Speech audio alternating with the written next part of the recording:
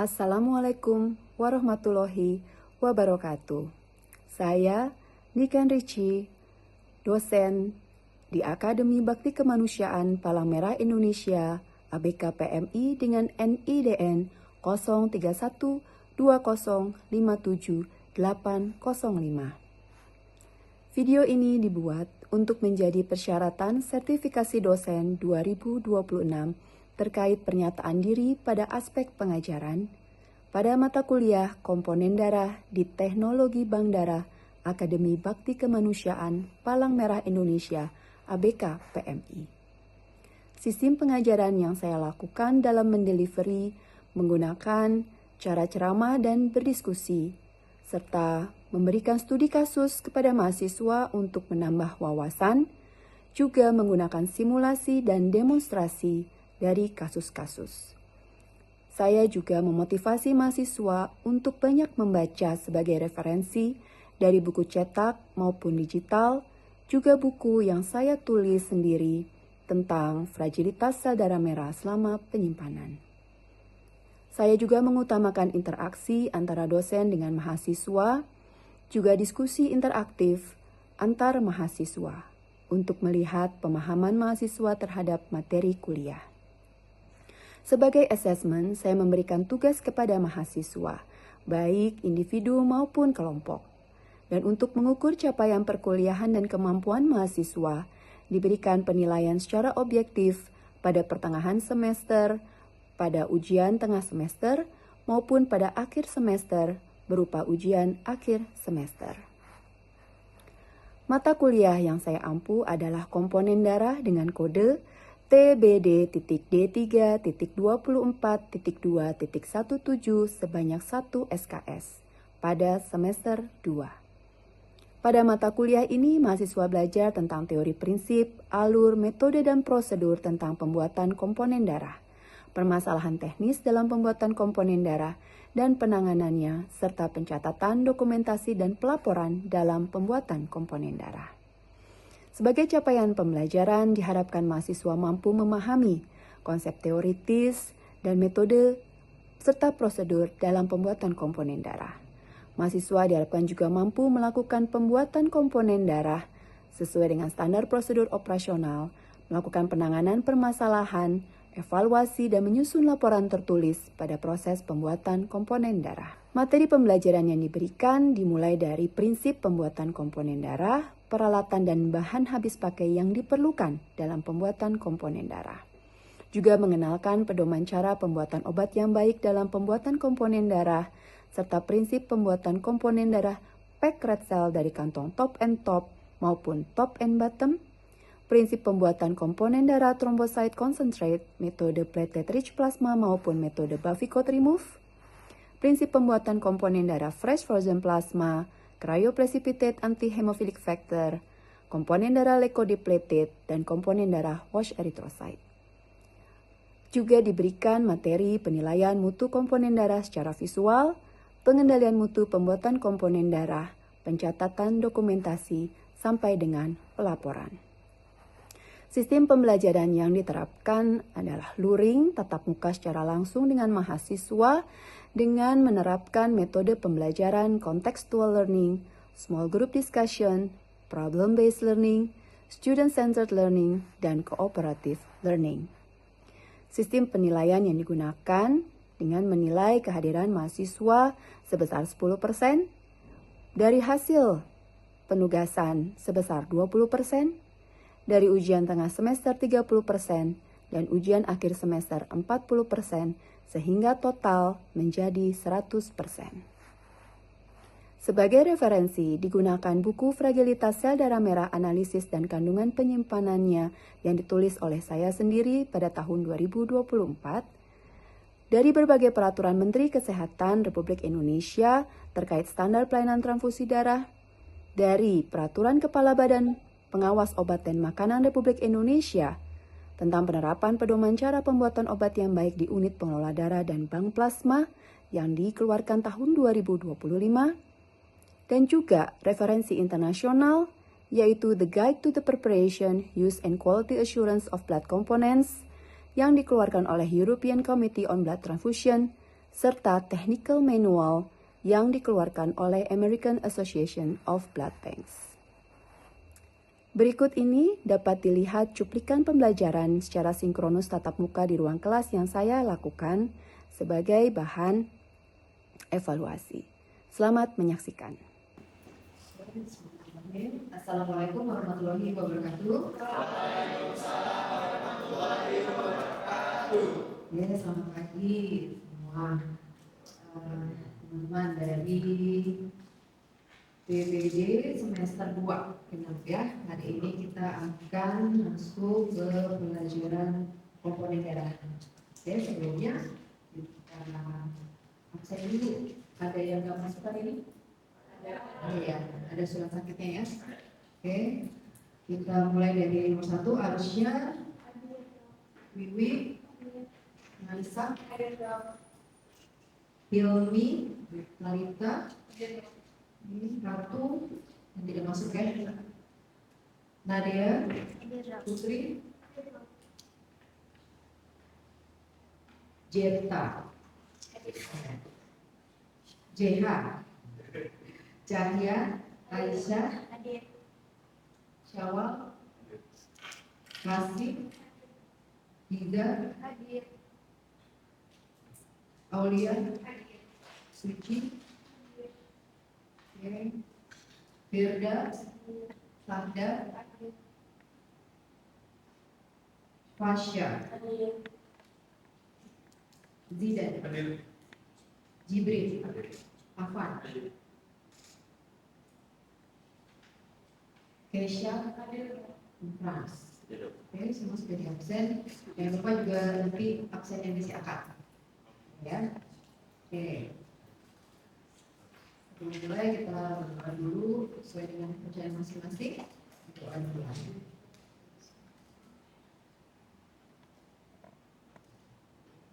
Oke, doa selesai.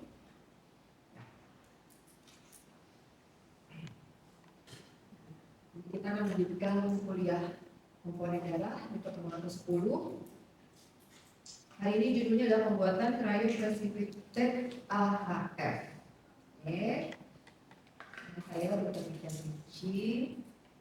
Nah, capaian pembelajaran mata kuliah kita sesuai dengan judulnya adalah cryoprecipitate AHF yang merupakan bagian dari komponen darah beku. Jadi CPMK-nya adalah untuk supaya kalian mahasiswa mampu memahami prinsip pembuatan komponen darah beku.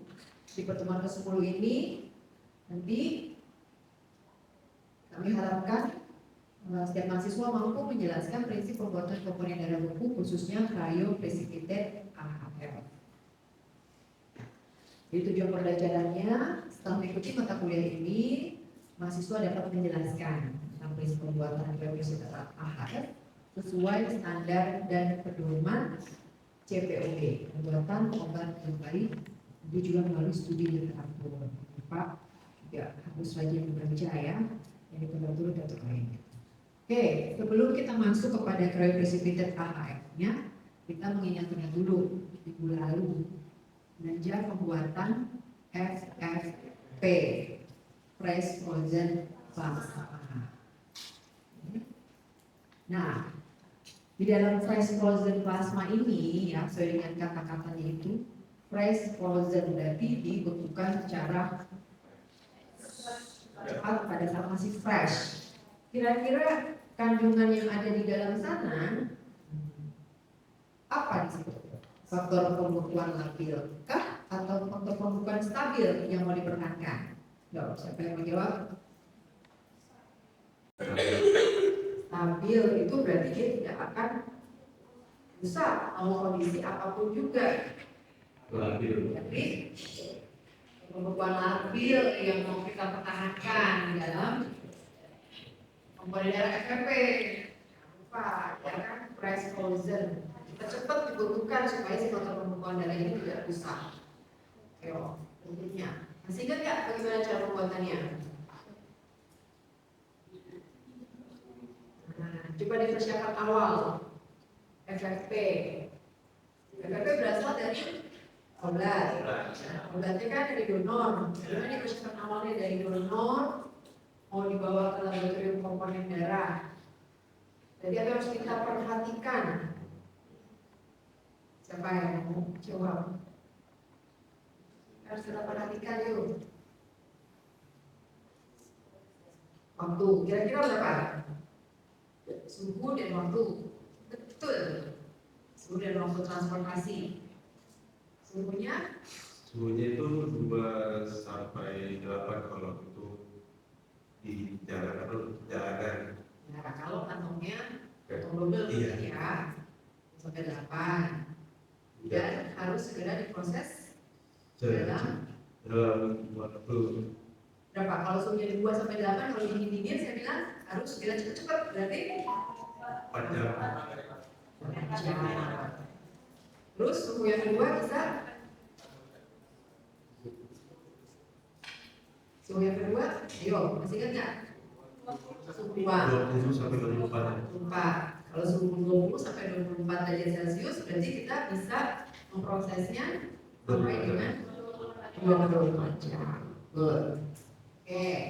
Nah, berikutnya lagi. Tadi dia bilang proses pembukuan nih. Ayo, kira-kira di dalam proses pembukuan tadi apa? Seperti disebut? Apa yang kita perhatikan? Kecepatan pembukuannya. Terus apa lagi? Suhunya juga. Nah, suhunya berapa kita harapkan? Suhu pembukuannya itu minus 30 derajat Celcius. Dalam waktu berapa jam? Kurang dari 1 jam. Sudah harus dibakar. Oke, ya.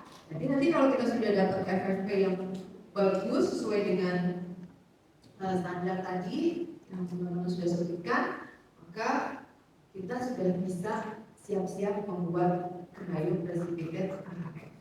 Jadi bahan baku awalnya dari FFP yang bagus dulu ini. Jadi pokok pembahasannya kita akan mempelajari tentang pengertian dulu, apa kandungan dalam kayu precipitated, tujuan pemakaiannya apa, kemudian pembuatannya bagaimana, terus pelabelannya, dan nanti terakhir kita akan coba berdiskusi lebih lanjut evaluasi tugas dan kesimpulannya. Nah, sekarang definisinya, ya. Jadi kayu precipitated itu merupakan FFP yang kita cairkan. Tapi cara pencairannya nggak dijamin itu aja, tetap harus ada kondisi tertentu yang terawasi. Nah, selanjutnya setelah dia mencair harus segera diproses untuk menghasilkan komponen darah kayu precipitated atau yang concentrated anti-hemophilic factor. Anti-hemophilic factor. Di sini ada kata hemofili. Pernah dengar? Apa itu hemofili? Penyakit yang tidak punya faktor pembunuhan. Oke, ada hemofili A, ada hemofili B. Udah tahu perbedaannya nggak? Kalau hemofili A, kekurangan faktor pembunuhan 8. Kalau hemofili B, kekurangan faktor pembunuhan 9. Ya.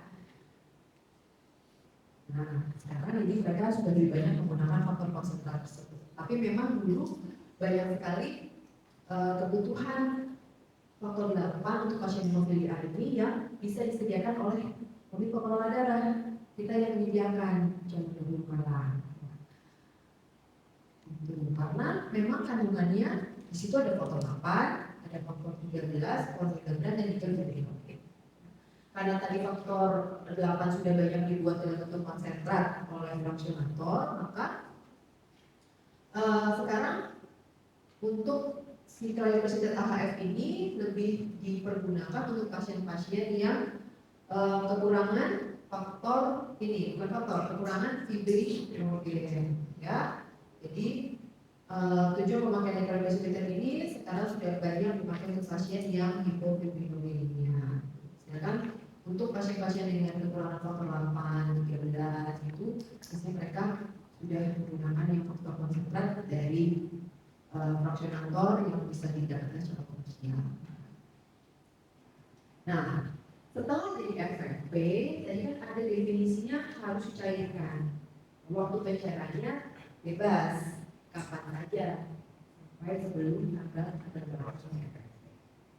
Jadi setelah kita selesai buat FFP, kita simpan dulu itu nantinya. Minimal 1 hari kita simpan. Setelah itu baru kita keluarkan dari tempat penyimpanan FFP yaitu freezer. Nah, setelah dikeluarkan, kita letakkan dia pada suhu 4 plus minus 2. Seperti suhu apa ini? Jadi paralel ya. Nah, jadi alat penyimpanannya sudah tahu belum? Blood refrigerant. Langsung kita pindahkan ke kantong satelit yang masih kosong. Berarti kita harus pakai jenis kantongnya apa? Double bisa nggak kira-kira?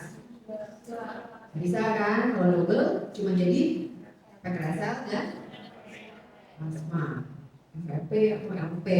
Tapi tadi karena kalau bikin cryoprecipitate harus ada kantong satelit kosong untuk menampung plasmanya, maka kita harus menggunakan minimal atau trimer.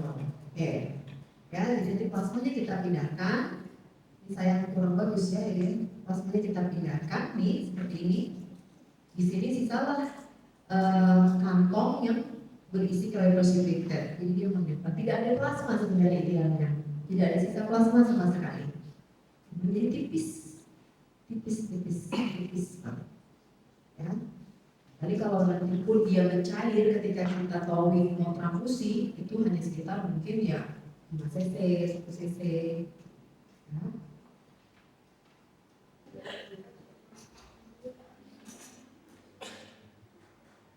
Bisa? Ini dibuka lagi linknya. Udah.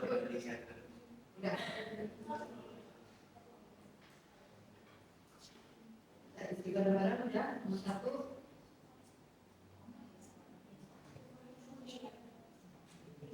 Apa bahan baku pembuatan cryoprecipitate?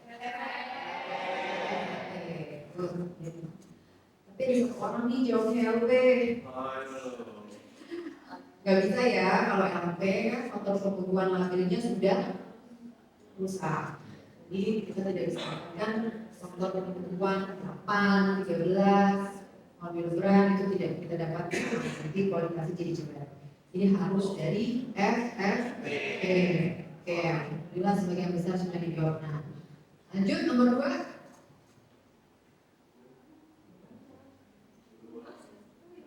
Submit itu?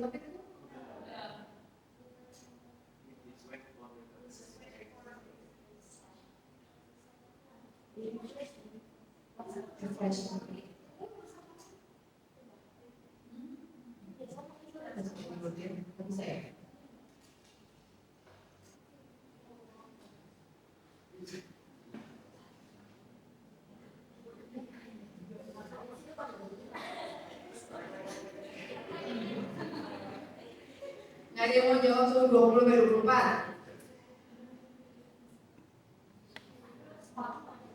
Kalau di suhu 37, suhu untuk towing 37 untuk towing ketika kita mau transfusikan ya. Nanti pada kuliah semester berikutnya saat penyimpanan distribusi ada suhu 37 untuk towing, tapi towing ketika akan transfusi. Ini benar nih faktor 7, faktor 8 fibrinogen.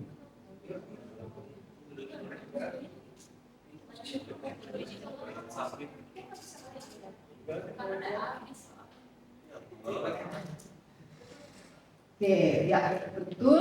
Semua jawabannya faktor 7, bukan kandungan pada kriteria. Faktor 7, faktor 8 fibrinogen.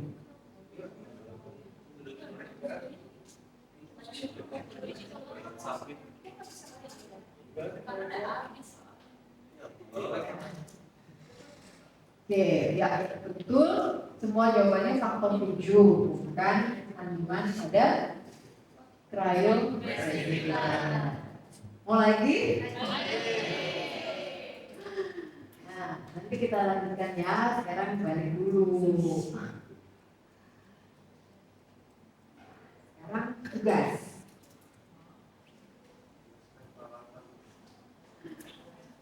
Oke. Ini kan ada 1, 2, 3, 4, 5. Oke, kita anggap sebagai kelompok 1, kelompok 2, 3, kelompok 4, kelompok 5. Ketika kita mau membuat proyek bersertifikat KHF, pasti membutuhkan peralatan dan bahan habis pakai. Oke. Nah, jadi kelompok kita sebutkan dulu 5 ini. Apa aja? Peralatannya apa yang paling utama? Pasti butuh serius.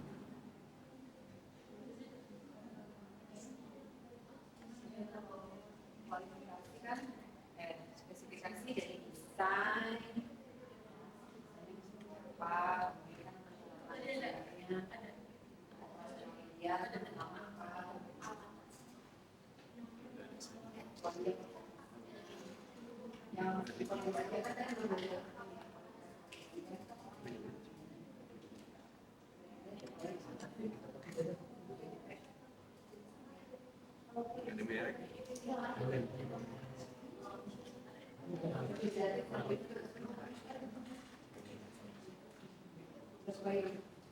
apa,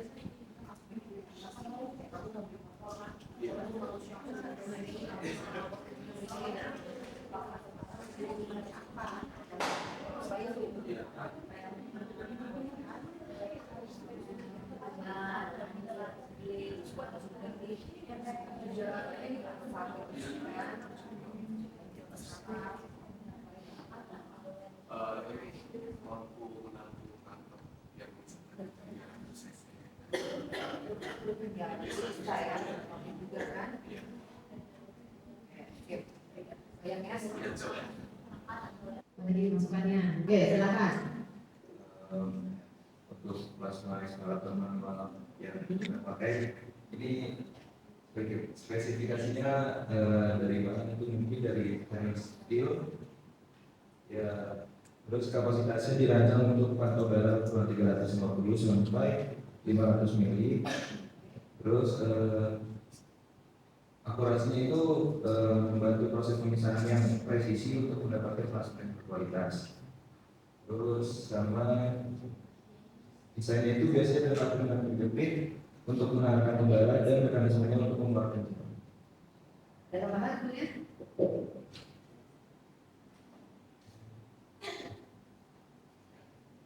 Baik, Bu. Sudah cukup. Tapi kalau klien presiden kan harus telepon dulu.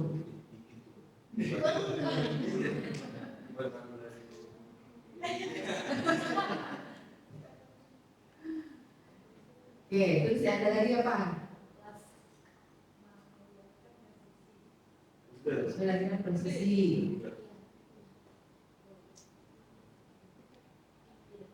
Oh, depan akrilik.